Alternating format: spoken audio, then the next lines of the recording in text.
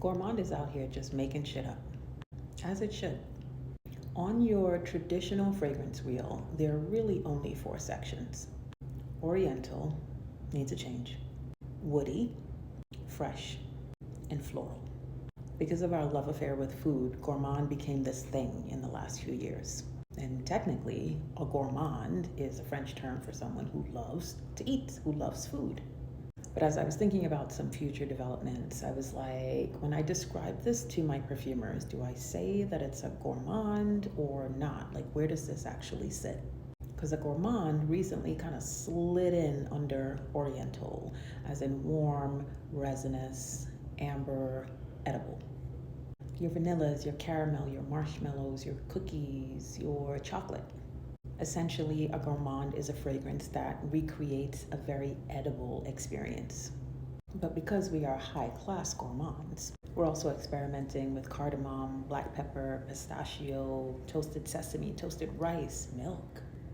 So to me, I think gourmand is a really interesting category to explore for us for the future because it is coming out of the sugary into a little bit more savory, a little bit more depth, and a lot more interesting.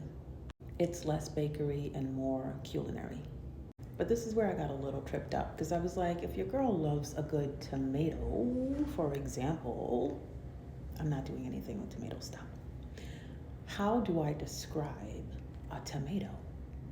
I'm not doing anything with tomato, stop. Is it anything that can be eaten?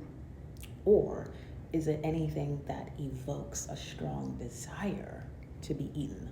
Like your sweet goodies, like your vanilla, like your caramel, your chocolate, all that good stuff. Like, let's say you and I are strolling through a vegetable garden in Italy and we smell the greenery of the tomato vines. We smell a little bit of the soil.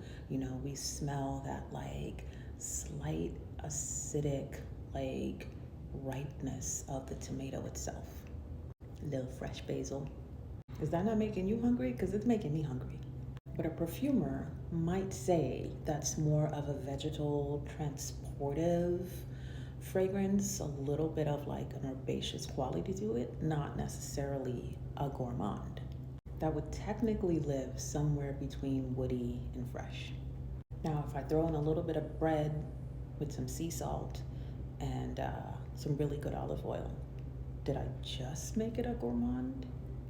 I'm musing a little bit out loud because now that we're at retail and we are expanding and building new fragrances and all of that, I'm like literally always asked where the fragrance sits. And I think that like 4-part fragrance wheel has gotten all sorts of jacked up in the best way possible. I think that's the industry moving forward and being shaped by modern tastes. So a gourmand to me now explores the entire kitchen and or garden experience. Like, I'm gonna drop this one for you real quick. What if a tomato met a rose?